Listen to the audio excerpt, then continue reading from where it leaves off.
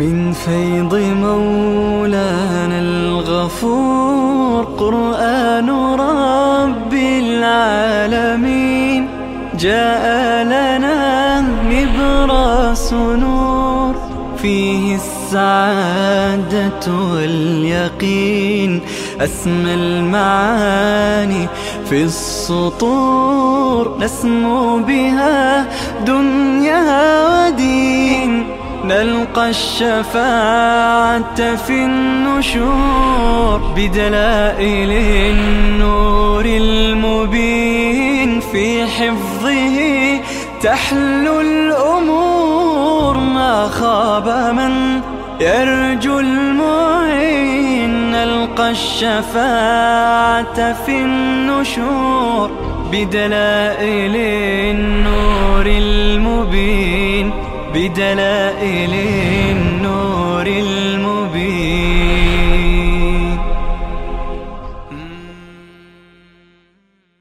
أعوذ بالله من الشيطان الرجيم. بسم الله الرحمن الرحيم. وقاتلوا في سبيل الله الذين يقاتلونكم ولا تعتدوا إن الله لا يحب المعتدين. صدق الله العظيم. اللهم صل على سيدنا و شفیعنا. در آیات گذشته بعد از چند امر از امور انتظامیه امر مصلحی آغاز شد و اون امر مصلح مسئله صیام بود. اما در این آیه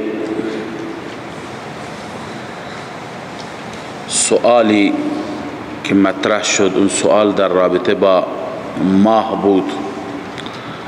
خداوند عزوجل در رابطه با ماه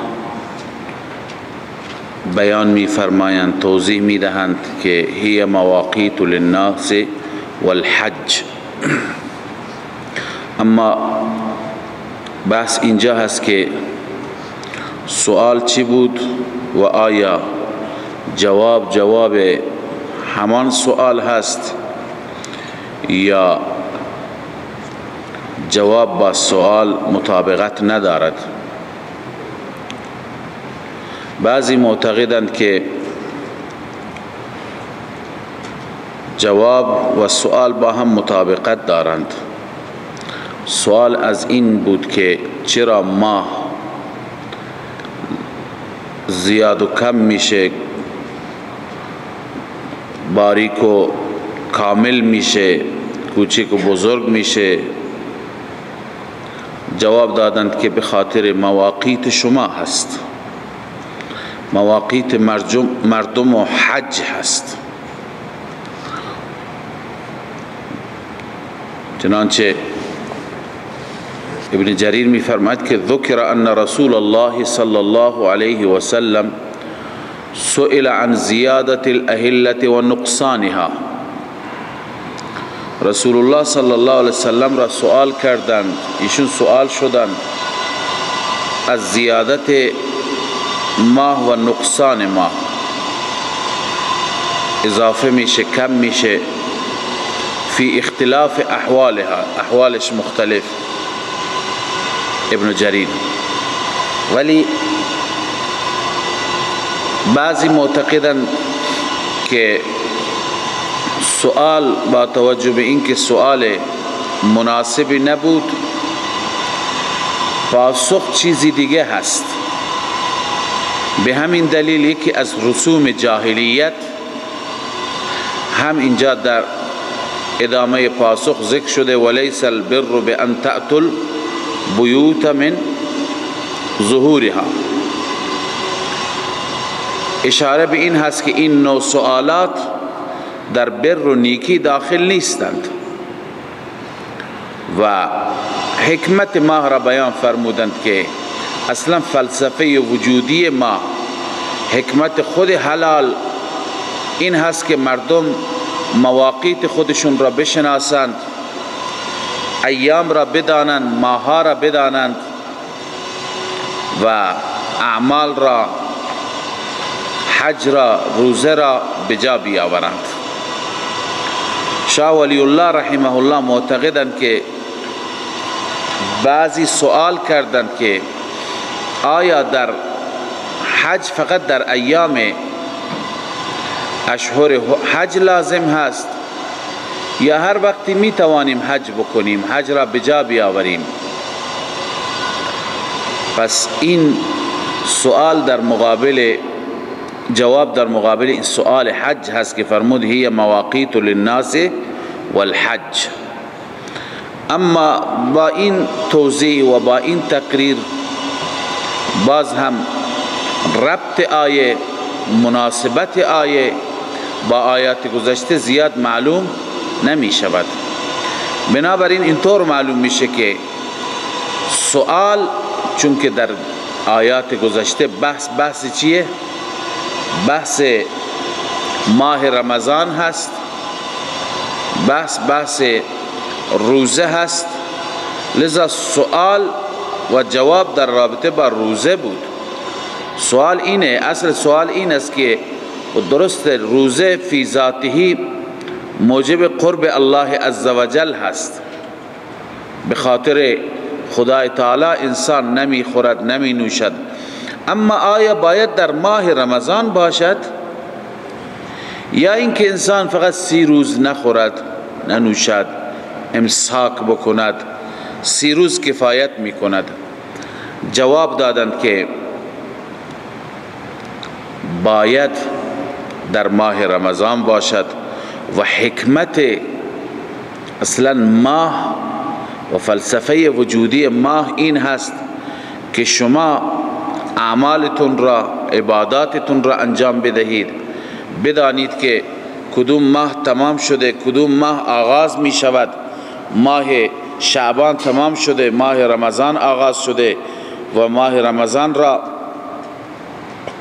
به هر حال شما روزه بگیرید، ماه حج بکنید. پس این دلیل کمی و بیشی ما هم همین است که هر انسانی اول و آخر ماه را تشخیص بده بدونه و عبادات و اعمال خودش را به جا بیاورد. لذا با این توضیح میشه که آیه را بگیم با ما قبل مناسبت دارد، با ما قبل ارتباط دارد. علی ای حال سوال از ماه بود. یسألونک عن الاهله، شما را سوال میکنند از ماها. قل هی مواقیت للناس والحج، اعلام بفرمایید که این ماه مواقیت هست، سبب میقات هست، یعنی بیان کردن میقات و زمان هست برای مردم و همچنین بیان کننده میقات و زمان حج هست.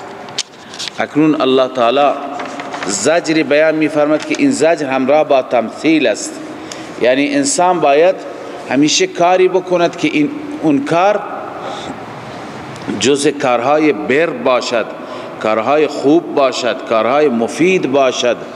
بر این نیست، نیکی این نیست که شما خانه هایتون بیایید از پشت خانه ها، ولکن البر من اتقى. اما بر این هست که بر یعنی زلبر کسی هست که تقوا داشته باشد. اینجا این آیت بفرمایید که رسمی بود از رسوم عرب ها که در ایام حج و در ایام احرام وقتی که می رفتند خانه خدا را طواف می کردند، بیت الله را طواف می کردند، به خانه وقتی که می آمدند می گفتند از در داخل نشیم، بلکه از پشت یا سوراخ می کردند یا پنجره ای را پیدا می کردند، از پشت می آمدند. این را یکی از اعمال بر می دانستند. الله تعالی می فرماید که این که از پشت خانه ها وارد بشید، ولکن البر من اتقى، اما بر این است که انسان پرهیز بکند از حرام، اجتناب و دوری بکند از حرام، از محرمات الهی. وَأْتُوا الْبُيُوتَ مِنْ أَبْوَابِهَا خانه هایتون را بیایید از درهایشان واتقوا الله لعلكم تفلحون. اصل الاصول همینه، واتقوا الله، تقوا، خدا ترسی، دوری از معاصی و محرمات، لعلكم تفلحون. ثمره تقوا هست. لعلكم تفلحون چیه؟ ثمره تقوا هست. اگر تقوا را پیشه گرفتید، اگر از خدا ترسیدید، لعلكم تفلحون، یقینا رستگار میشوید، یقینا کامیاب میشوید. تفلحون بنویسید فی الدارین، در هر دو جهان، در هر دو عالم شما چی میشید؟ رستگار میشید. خب تا اینجا امر مصلحی بود که خواندیم. قبل از این امر مصلح که مسئله روزه بود، قبل از این امر مصلح سه تا از امور انتظامیه بیان شد و اکنون امر اصلی انتظامیه که واقعا نظم و نسق ایجاد می کند، آرامش ایجاد می کند، مسئله جهاد هست. جهاد باعث میشه که هیچ ظالمی، هیچ زورگویی، ستمگری بر کسی ستم نکند، عدالت روی زمین اجرا بشه، هر کسی به حق خودش برسد. لذا الله تعالی مسئله جهاد را عنوان می فرماید که مسئله جهاد یکی از موضوعات مهم سوره بقره هست. در میان جهاد، بحث جهاد و تذکره جهاد مسائل دیگه هم میاد، حج میاد، دیگه مسئله میاد، ولی مجددا مسئله جهاد چی میشه؟ تکرار میشه. الله می فرماید وقاتلوا فی سبیل الله الذین یقاتلونکم ولا تعتدوا. اما این آیه را اگر دقیق بررسی بفرمایید، دقیق مطالعه بفرمایید، برای جهاد شرایطی در این آیه می توانید پیدا کنید، استنباط کنید. ببینید اسلام دین شمشیر نیست، دین خشونت نیست، دین جنگ نیست، اما جنگ در شرایطی که تحمیل بشه. در واقع جهاد همون دو نوع جهاد است. جهاد دفاعی هست که مسلمانان از خودشون دفاع میکنند، جهاد اقدامی که مسلمانان اقدام میکنند، اون هم در واقع نوعی جهاد دفاعی هست. چون در جهاد اقدامی بیشتر اقدام میشه بر علیه کسی که از اونها خوف و از اونها بیم هست که اونها مبادا چی بکنند؟ حمله بکنند. در تبوک که رسول الله صلی الله علیه وسلم به هر حال اقدام کردند و صحابه را برداشتند و تشریف بردند، چون که خبر داشتند که رومی ها، مسیحیان، دشمنان دارند لشکر آماده می کنند که بر مسلمانان حمله ور بشند. لذا در جهاد اقدامی، حتی همون جهاد تهاجمی، تهاجم اونجای صورت میگیرد که خطری از اون طرف احساس بشه، خطر ناامنی، خطر به هر حال جنگ. پس اینجا سه شرط ما برای جهاد میتونیم از این آیه استنباط بکنیم. شرط اول این که در جهاد شما مسلمانان آغازگر نباشید. در جهاد شما مسلمانان آغازگر نباشید، ابتدا از شما، ابتدای کار از شما نباشد. دوم، جهاد با کسانی که با کسانی بجنگید که با شما می جنگند، یعنی در میدان نبرد برای جنگ آمده اند، یا کسانی که اینها را پشتیبانی میکنند، اونها هم به نوعی دیگه شریکند. کسی اسلحه میده، هواپیما میده، امکانات میده، اون هم دیگه در واقع عملا چی هست؟ شریک هست. این دو شرط را ما در الذین یقاتلونکم میتونیم پیدا بکنیم، هر دو شرط را استنباط بکنیم. ببینید وقاتلوا، بجنگید در راه خدا فی سبیل الله. با کی؟ الذین یقاتلونکم، اونهایی که با شما می جنگند. خب چه کسانی با ما می جنگند؟ اولا اقدام از طرف اونهاست، پس ببینید اقدام از طرف شما نباشد، آغازگر شما مسیر تا مسیر دعوت است، مسیر خیرخواهی هست، مسیر اصلاح است، شما به دعوتتون ادامه میدید. وقتی که اونها الذین یقاتلونکم اونها جنگیدن شما بجنگید. این شرط اول از الذین یقاتلونکم چی میشه؟ استنباط میشه، گرفته میشه. و شرط دوم باز هم الذین یقاتلونکم با همونهای بجنگید که با شما می جنگند. بقیه کفار که با شما جنگ ندارند، با شما ستیز ندارند، با اونها نجنگید. شرط دوم هم چی شد؟ در الذین یقاتلونکم پیدا شد. شرط سوم ولا تعتدوا، تعدی نکنید، متجاوز نباشید. تعدی نکنید، متجاوز نباشید. معنیش چیه؟ معنیش اینه که کسانی که نمیتونن بجنگند، کسانی که ضعیف هستند، اونها را شما به اونها تعرض نکنید، به زنان، به بچه های خردسال، پیران، پیرمردها، پیرزنها. عنایت بفرمایید اینجا حضرت عمر ابن عبدالعزیز رحمه الله در تفسیر این که ولا تعتدوا می فرماید لا تقاتل من لا يقاتلك. ولا تعتدوا یعنی چی؟ لا تقاتل من لا يقاتلك، یعنی النساء والصبيان والرهبان. النساء والصبيان والرهبان، زنان، بچه ها و دراویششان، علمایشان، کسانی که به هر حال به همون عبادت خودشون میپردازند. چون که در ادیان دیگه اصل بر این است که علماء دینی و مذهبیشان با کار جنگ و با کارهای سیاست کاری داشته نباشند. لذا نه اون علمایی که در واقع برنامه ریز هستند، نه اونهایی که پشتیبانی فکری میکنند، نه اونهایی که در واقع به اصطلاح تئوریسین هستند، فکر میدند، برنامه میدند، نه اونها منظور نیست.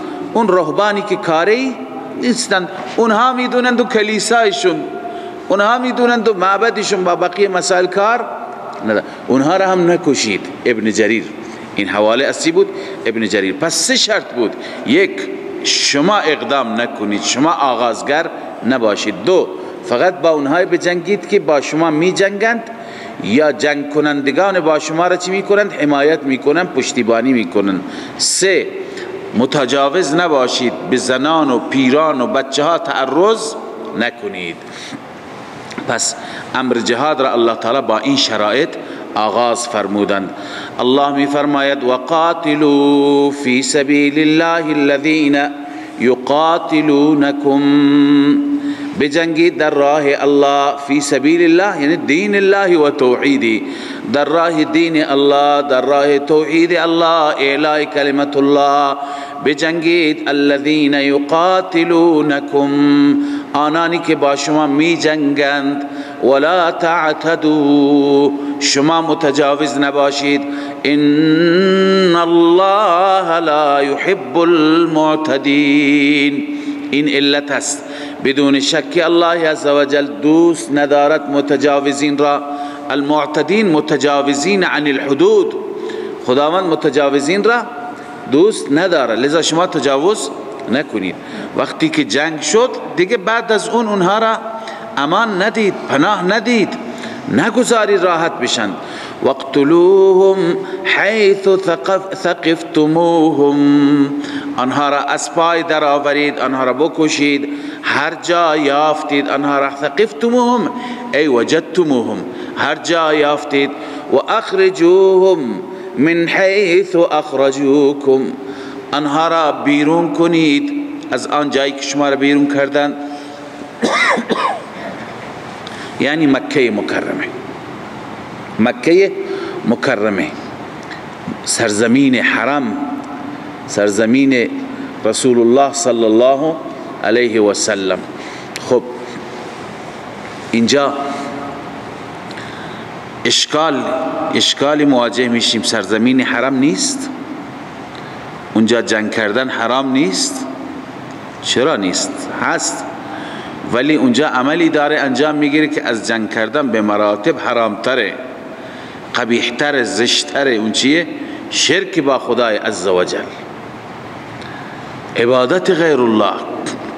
لذا اگر اونها اعتراض دارن در این که در سرزمین حرم چرا جنگ، بگویید در سرزمین حرم چرا شرک. و اخرجوهم من حیث اخرجوکم والفتنة اشد من القتل. فتنه یعنی چه؟ بله، غلبت الشرک، غلبه شرک اشد من القتل، شدیدتر است از قتل در ضرر، در ضرر. اینجا بعضی ها والاخراج را هم چی کردند؟ قید کردند، یعنی اشد من القتل والاخراج، چون اخرجوهم بود، اونها هم شرک میکنه هم شما را بیرون کردند. ولا تقاتلوهم عند المسجد الحرام حتى يقاتلوكم فيه، شما نجنگید با آنها نزد مسجد حرام حتی یقاتلوکم فیه، حتی که اونها باز هم با وجود این اونها آغاز بکنند، شروع بکنند اون وقت حتی یقاتلوکم فیه. فإن قاتلوکم فاقتلوهم، اگر آنها با شما جنگیدن شما هم با آنها بجنگید. كذلك جزاء الكافرین، جزای کافران چنین هست. عنایت داشته باشید بعضی معتقدند که در سال 6 هجری وقتی که اهل مکه نگذاشتند رسول الله صلی الله علیه و سلم احرام ببندد، خب بعضی از اونها تعرض کردند. بعد از معاهده قرارداد خواندیم، شما در سوره فتح خواندید که تعداد 80 نفری از مشرکان تعرض کردند، اونها دستگیر شدند. خب تعرض از اونها بود، سرزمین حرم بود. بعد از اون آنها را رها کردند، بناش سال 7 بیاند. خب صحابه از این دغدغه داشتند که سال 7 بیاند برای عمره، و اگر اونها به ما تعرض کردند مثل اینکه در حدیبیه تعرض کردند، به ما حمله ور شدند، اون وقت ما اگر بجنگیم در حرم چی هست، چی میشه؟ الله تعالی می فرماید ولا تقاتلوهم عند المسجد الحرام حتى يقاتلوكم، شما اقدام نکنید، شما آغازگر نباشید. اما فإن قاتلوكم فاقتلوهم، دفاعا اونها را بزنید، اونها را بکشید، با اونها بجنگید. كذلك جزاء الكافرین، جزاء کافران این چنین است. الله تعالی می فرماید فإن انتهوا فإن الله غفور رحیم. فإن انتهوا ای فإن انتهوا عن الشرك والقتال بنویسید، یعنی اگر اونها چی کردن؟ توبه کردن، باز آمدن. الله می فرماید فإن الله غفور رحیم. این ثمره چی هست؟ ثمره اخرویشون هست که یعنی اگر از جنگ باز آمدند، از شرک هم باز آمدند، خداوند اونها را می بخشد، به پرونده سنگین گذشتهشون نگاه نمی کند. وقاتلوهم حتى لا تكون فتنه ويكون الدين لله. الله می فرماید با آنها بجنگید حتی لا تكون یعنی لا تبقى، لا تكون فتنه، باقی نماند فتنه ای، یعنی غلبه شرک. ويكون الدين كله لله، دین یعنی غلبه دین الله باشد، همه دین برای خدا باشد. فإن انتهوا، باز هم فإن انتهوا بار بار ترغیب به سوی توبه هست. اینجا هم تفسیر جلالین میگه فإن انتهوا عن الشرك، اگر آنها از شرک باز آمدند، توبه کردند، فإن الله فلا عدوان الا على الظالمین، دیگه تعدی نیست، چون بعد از اون تعدی میشه مگر بر ظالمان، کسانی که ظلم کردند. الشهر الحرام بالشهر الحرام والحرمات قصاص. خب این در مقابل همون اشکالی که عرض کردم، اگر ما بیاییم سال آینده این ماهی که رسول الله صلی الله علیه وسلم برای عمره تشریف آوردن چه ماهی بود؟ ذوالقعده بود، ماه حرام بود. قرار شد سال آینده همین ماه بیاند. اگر ما بیاییم سال آینده ماه حرام هست، اگر تعرضی انجام بگیرد در ماه حرام چی؟ باز اگر تعرض در حرام باشه چی؟ الله تعالی می فرماید الشهر الحرام بالشهر الحرام، ماه حرام در مقابل ماه حرام. یعنی اگر برای شما ماه حرام است، برای اونها هم ماه حرام است. والحرمات قصاص، در حرمات برابری هست. یعنی اگر اونها حرمت را رعایت کردن، شما هم باید رعایت کنید. اگر اونها شکستند و تعرض کردند، دیگه این نیست که دستهای شما بسته باشه به شما حمله بکنند. اینجا دیگه حرمت شکنی چیه؟ برابر از اون طرف شد، از طرف شما هم میشه. فمن اعتدى علیکم فاعتدوا علیه بمثل ما اعتدى علیکم.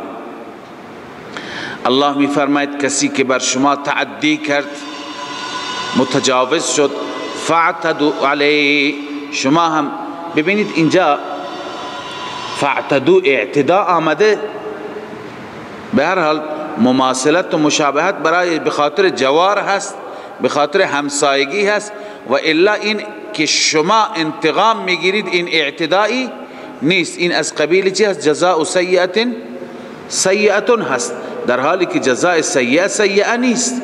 جزای کسی که به شما بد میکند، شما انتقام خودتون را بگیرید، شما خوب کردید، ولی قرآن مشاکلتاً چی سیئه را بکار برد. اینجا هم فاعتدوا، یعنی شما انتقام بگیرید، شما هم تعدی بکنید، به مثل ما اعتدى علیکم، بر او به مثل آنچه که بر شما تعدی کرده.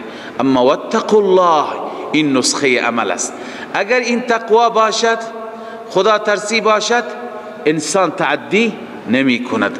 هر جا باید خدا مد نظر باشد. ببینی عزیزان، در جهاد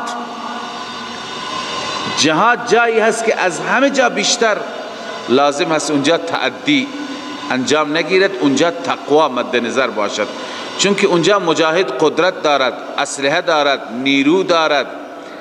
کسی که با وجود این همه امکانات از خدا می ترسد، تعدی نمی کند، این واقعا کمال هست.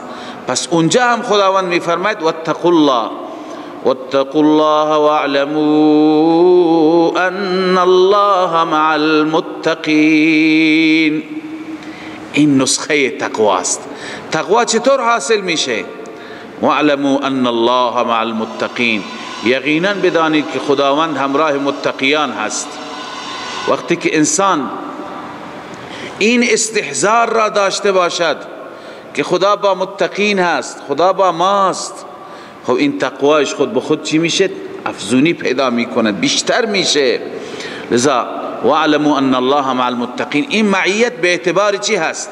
بنویسه بالنصر والاعانه، همراه متقین است با چی؟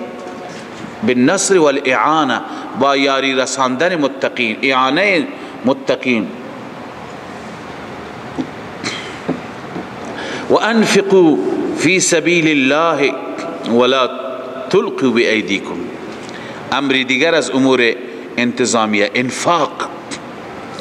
انفاق که در واقع اخل جهاد هست، تقویت کننده جهاد هست.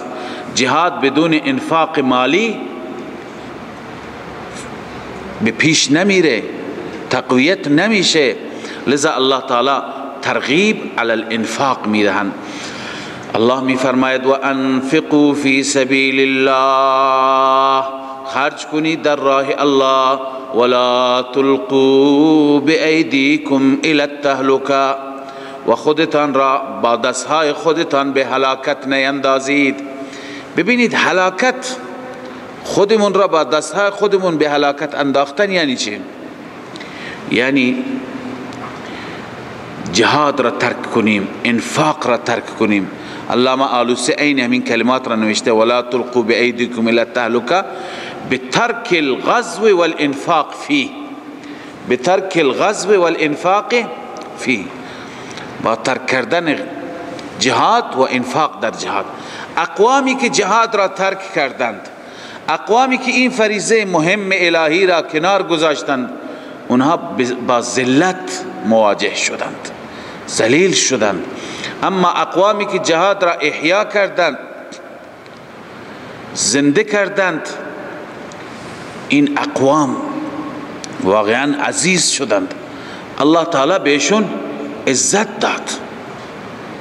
یک دوستی و عالمی تعریف میکرد از استانی در افغانستان، زمانی که امریکایی ها بودند، هنوزم هستند، گفتند که خیلی خدمت رسانی خوب هست، حتی در مسائل مذهبی. اون شهری که ایشون بودن تعریف کردند که 50 تا مسجد خود دولت ساخته، دولتی که به هر حال در واقع به دست آمریکاست. گفتیم که این برکت جهاد هست. اونها دلشون برای مسلمانان نسوخته، اونها دشمنیشون دشمنی آمریکایی ها با همین نماز هست و با مساجد هست، ولی بخواهند که خودشون را در دل مردم عزیز نشون بدهند، از اونهایی که به هر حال سلاح به دستشون هست و در کوه ها هستند، از اونها میترسند، از اونها هراس دارند، لذا خودشون را محسن نشون میدهند، خودشون را خیرخواه مردم نشان میدهند، خودشون میان با دستان خودشون برای شما مسجد میسازند، برای شما مسجد درست میکنند. این در واقع برمیگردد به عزتی که خداوند به برکت جهاد داده. جهاد چون که اونجا احیا هست، الله عزوجل عزت میده. پس واقعا ترک جهاد ذلت است، ترک جهاد خودکشی هست، ترک جهاد خود را به پرتگاه انداختن است. هر جایی که مجاهدینی هستند برای دفاع از مظلومین جهاد می کنند، حتی حکومت‌های ظالم، حکومت‌های نامسلمان می بینیم اونجا خیلی رعایت مسلمانان می کنند، خیلی به مسلمانان بها می دهند. دلیلش چیه؟ از مجاهدین می ترسند، از جهادگران چی؟ هراس دارن، بیم دارن. پس الله تعالی می فرماید که خودتون را به هلاکت نیندازید. هلاکت انداختن چیه؟ با ترک جهاد و با ترک انفاق فی سبیل الجهاد هست. ولا تلقوا بایدیکم الی التهلکه، دستهایتون را یعنی خودتون را با دستهای خودتون به هلاکت نیندازید، خودکشی نکنید. خودکشی، ترک جهاد خودکشی هست، ترک جهاد ذلت قبول کردن هست. و احسنوا ان الله يحب المحسنین، احسان کنید، احسان کنید. احسان را قبلا تفسیر کردیم چیه؟ اخلاص. هر کاری میکنید، چه جهاد میکنید، چون مل احسان یا رسول الله ان تعبد الله كأنك تراه فإن لم تكن تراه فإنه یراک. این بغیر از معنای اخلاص معنای دیگه نداره. کار فقط برای خدا، رضای مولا. لذا و احسنوا، بحث انفاق آمد، بحث جهاد آمد. بعد از انفاق و جهاد مگر احسان به معنای عام احسانی بزرگتر از جهاد؟ در حق تمام مسلمین مجاهد احسان می کند، کسی که خرج می کند در حق همه احسان می کند. ولی بعد از جهاد و بعد از انفاق الله می فرماید و احسنوا، یعنی اخلاص داشته باشید در کارتون، کارتون برای رب باشد، برای مولا باشد. و احسنوا، جهاد که می کنید، انفاق در راه الله دارید، و احسنوا، با اخلاص باشد، اخلاص داشته باشید. ان الله يحب المحسنین، بدون شک خداوند دوست دارد مخلصین را. آن مخلصینی که در راه الله خرج می کنند، المحسنین بالنفقه فی سبیل الله، احسان می کنند با نفقه در راه الله، در راه خدا خرج می کنند. خداوند واقعا خرج کنندگان، اون کسانی که خرج می کنند با اخلاص، و در واقع خرج کردن تعمیلی هست دستورات الله به تک تک آیات قرآن الله اینها را دوست دارد. خب این امر جهاد، باز امر جهاد هنوز ادامه دارد، اما عرض کردم در میان امور انتظامیه امور چی بیان میشه؟ مصلح بیان میشه. یکی از امور مصلح روزه بود و اکنون امر مصلح دیگر حج است. الله حج را میفرماید که هم تکمیل بکنید، حج را هم ادا بکنید. و اتموا الحج والعمرة لله، تکمیل کنید حج را و عمره را برای الله.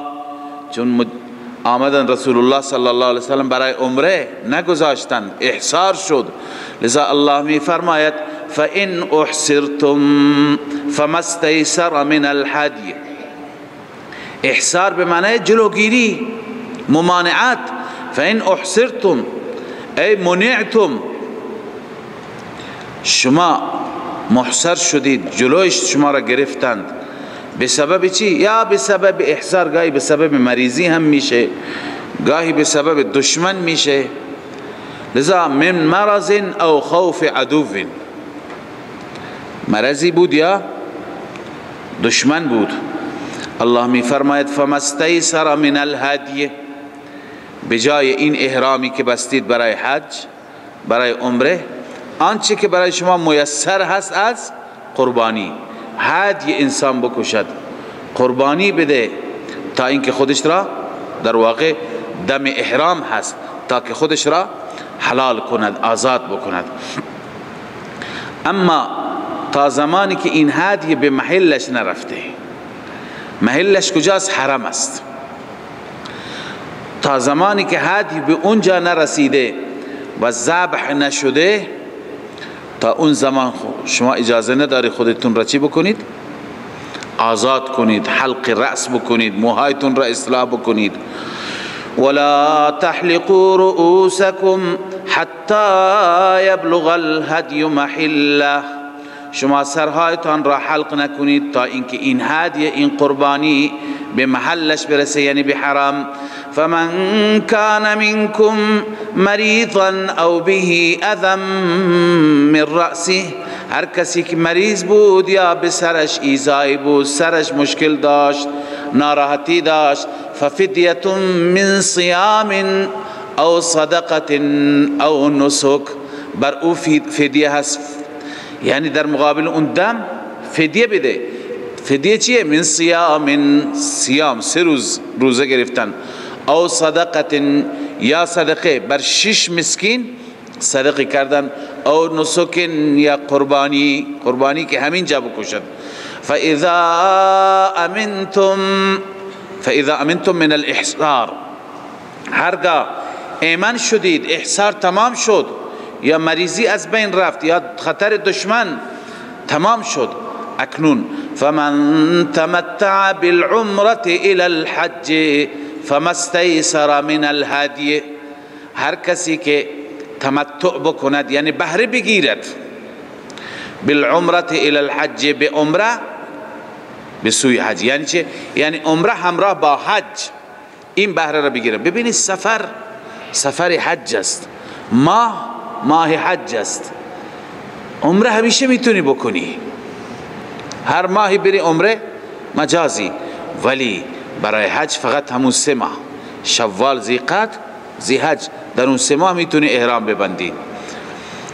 پس این ماها باید بری حج. میایی میگه حج که میرم، در کنارش حسن استفاده میکنم، عمره هم انجام میدهم.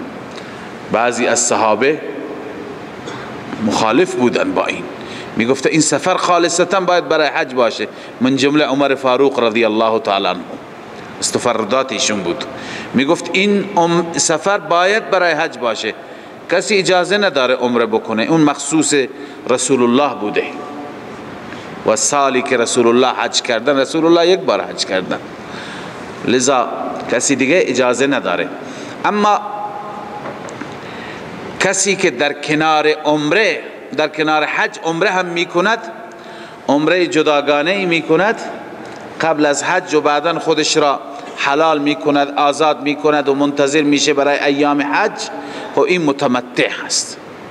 پس فمن تمتع بالعمره الى الحج، بعضی گفتن که این تمتع مراد است، بعضی گفتن تمتع اینجا به معنی لغویش هست. به معنی لغوی یعنی چه؟ تمتع همین که بنده عرض کردم بهره بگیرد، پس شامل هم تمتع میشه هم قران میشه، چون در قران هم عمره همراه چی هست؟ حج است، ولی فقط فرقش اینه که یک احرام برای هر دو. اللهم انی اريد العمره والحج فیسرهما لی وتقبلهما منی، هر دو را انسان احرام میبندد. اما برای تمتع نه، اول احرام برای عمره هست، عمره را انجام میده، به جا می آورد، بعد از اینکه حلال میکند خودش را آزاد میشه، بعد از اون چی؟ در ایام حج روز هفتم احرام برای حج میبندد. خب این اصطلاحاً تمتع به همین میگند، و اون دیگری را که با هم انجام میده حج و عمره را، اون را چی میگند؟ قران میگویند. و اگر تنها احرام برای حج ببندد اون چیه؟ افراد است. خب بعضی گفتن فمن تمتع اشاره به هر دو هست، تمتع یعنی بهره گرفتن، بعضی میگن نه اون تمتع اصطلاحی هست، فقط بیشتر به همین نظر هستن که اینجا ذکر چی هست؟ تمتع هست. فمن تمتع بالعمره الى الحج فما استيسر من الحج، متمتع هم قربانی دارد، دمی دارد، شکرانه دارد، پس آن قربانی که برایش میسر هست اون را بکشد، در راه الله قربان بکند. اما فمن لم یجد، کسی که نیافت، فقیر بود، نادار بود، الله جایگزینی گذاشته، فصیام 3 ایام فی الحج و 7 اذا رجعتم، بر اوست 3 روز روزه گرفتن در ایام حج، در ایام حج، 7 و 8 و 9 و 7 اذا رجعتم، 7 روز دیگه وقتی که برگشتید. برگشتن معنیش این نیست که به خانه حتما برگرده لازم باشه، بلکه اذا رجعتم معنیش اینه که بعد از ایام حج، بعد از ایام حج، چون که امکان داره کسی بعد از ایام حج میخواد 20 روز 1 ماه مقیم در مکه باشه، خب همون جا میتونه 7 روز دیگرش را روزه بگیرد. تلک 10 کامله، این 10 روز، 10 روز چی شد؟ کامل شد. 10 روز کامل در مقابل اون دم شکرانه هست. ذالک لمن لم یکن اهله حاضر المسجد الحرام. ببینید این که حج و عمره را با هم انجام میده، این مجوز برای چه کسی هست؟ خداوند میفرماید برای کسی که جز باشندگان مسجد حرام نباشد، جز اهل مکه نباشد، بلکه برای آفاقی هاست، برای کسانی که از اطراف و اکناف می آیند. لذا ذالک مشار الیه، ذالک چی است؟ علما نوشتن مفسرین ای الجمع بین الحج والعمره فی سفر واحد، الجمع بین الحج والعمره فی سفر واحد قرانا کان او تمتعا، چه قران چه تمتع، چون هر دو فی سفر واحد چی هست؟ جمع بین حج و عمره هست. این مجوز برای چه کسی هست؟ لمن لم یکن اهله حاضر المسجد الحرام، اهلش حاضر نیست در مسجد حرام، یعنی ساکن مسجد حرام نیست، ساکن حرم نیست، باشنده مکه نیست. واتقوا الله، باز هم نسخه عمل، هر عملی الله تعالی چه امر مصلحی هست چه امر انتظامیهی هست، الله تعالی اونجا تقوا را، دعوت به تقوا را عرضه می فرماید، چون اگر تقوا باشد عمل کردن به احکام خدا بسیار آسان. و تقوا چگونه حاصل میشه؟ واعلموا ان الله شدید العقاب، این نسخه تقواست. میخواهید تقوا نصیبت بشه چه کار بکن؟ استحضار داشته باش، در دل داشته باش، یقین بدان ان الله شدید العقاب، خداوند متخلفین را سخت عذاب میده. وقتی که انسان این دیدگاه را داشته باشد که متخلفین، کسانی که تمرد بکنند به عذاب سختی گرفتار میشن، خود به خود تقوا چیش میشه؟ نصیبش میشه، تخلف نمی کند، گناه و معصیت نمی کند. الحج اشهر معلومات. اکنون الله عزوجل وقت حج را بیان می فرماید که حج ماهای معلومی دارد، ایام معلومی دارد. ایام حج شوال، ذیقعده و اوایل ذیحجه هست. فمن فرض فیهن الحج فلا رفث ولا فسوق ولا جدال فی الحج. هر کسی که فرض فیهن الحج، بر خود فرض کرد، بر خود لازم کرد، ای الزم علی نفسه بالاحرام. فرض یعنی چه؟ الزم علی نفسه بالاحرام، با احرام بر خود حج را لازم کرد. بله، فیهن در این ماها فلا رفث ولا فسوق ولا جدال فی الحج. سه چیز را الله عزوجل از ممنوعات قرار داده. اول فلا رفث. رفث میگویند صحبت‌های و سخن‌های خصوصی بین زن شوهر که در رابطه با چی هست؟ رابطه زناشویی هست، در رابطه با همخوابی هست. یعنی کلماتی که در رابطه با جماع و همخوابی هست از اونها هم دوری بشه. اونها هم حرامند، چون اون کلمات منجر میشن به چی؟ به مجامعت، رد و بدل اونها.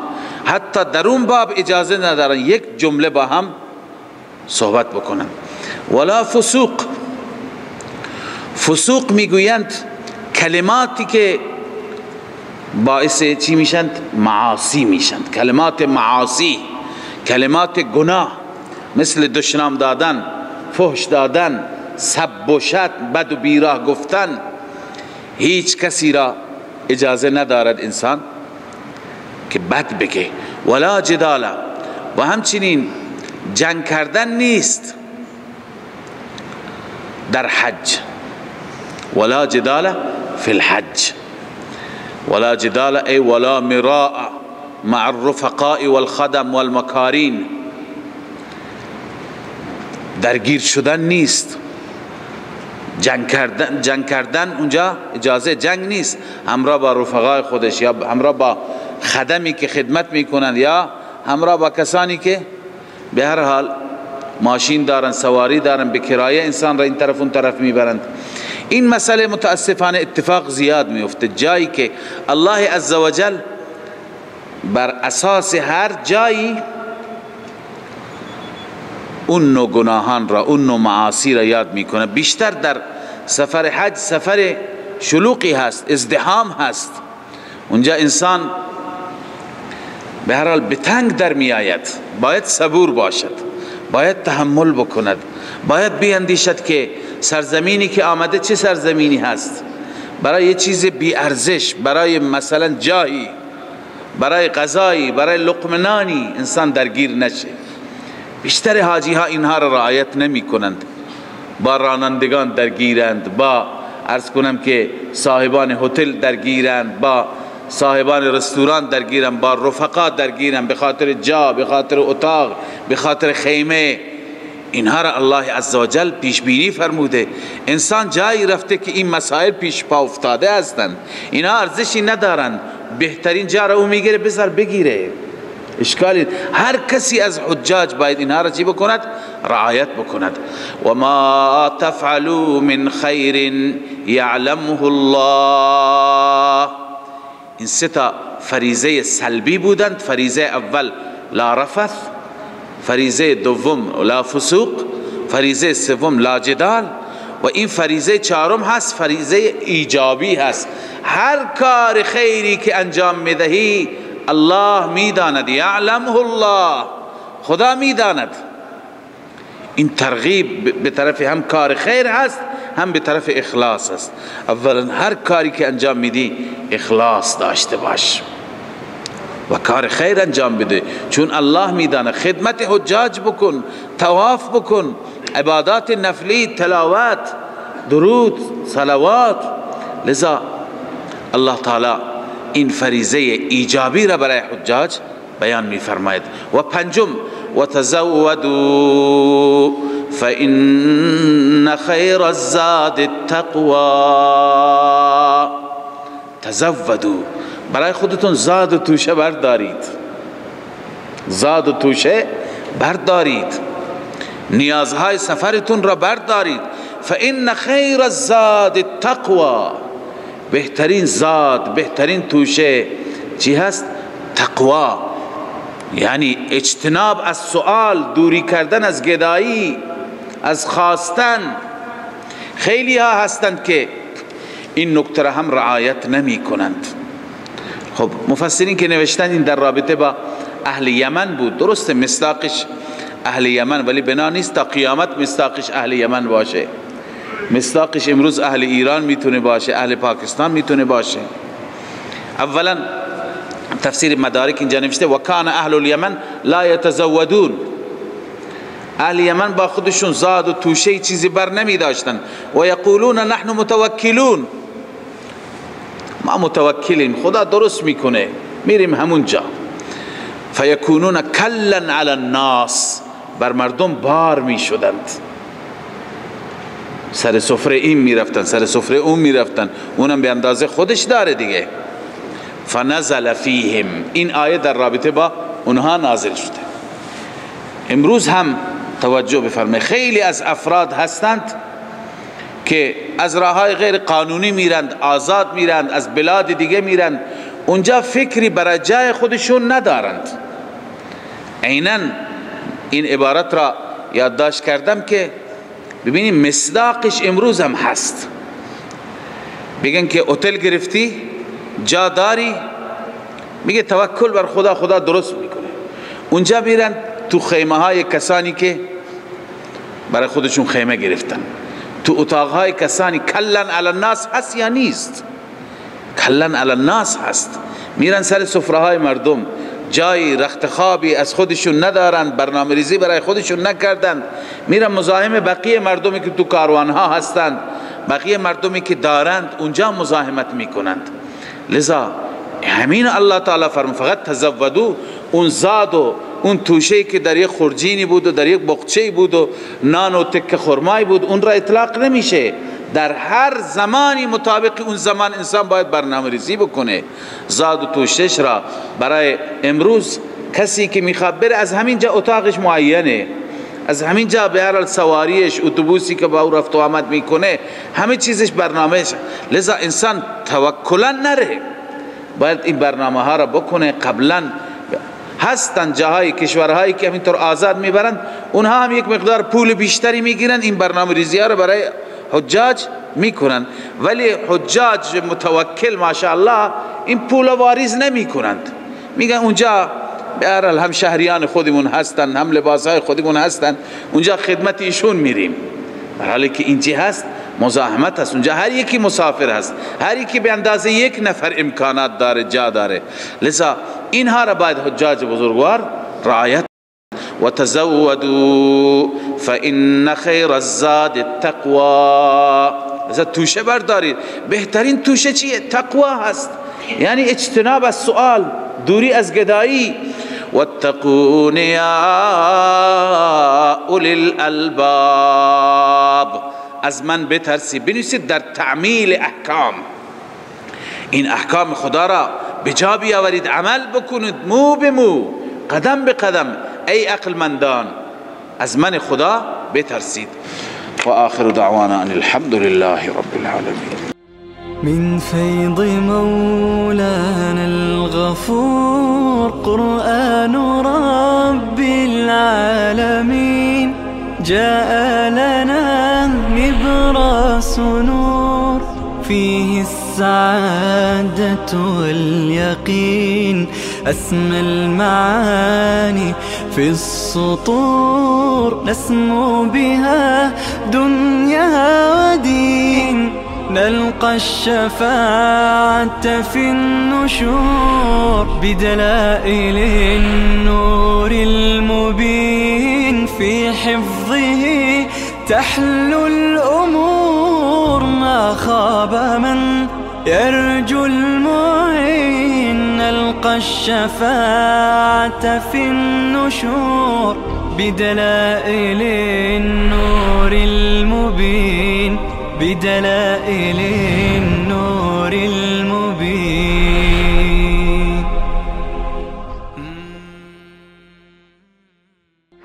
من فيض مولانا الغفور قرآن رب العالمين، جاء لنا نبراس نور فيه السعادة واليقين.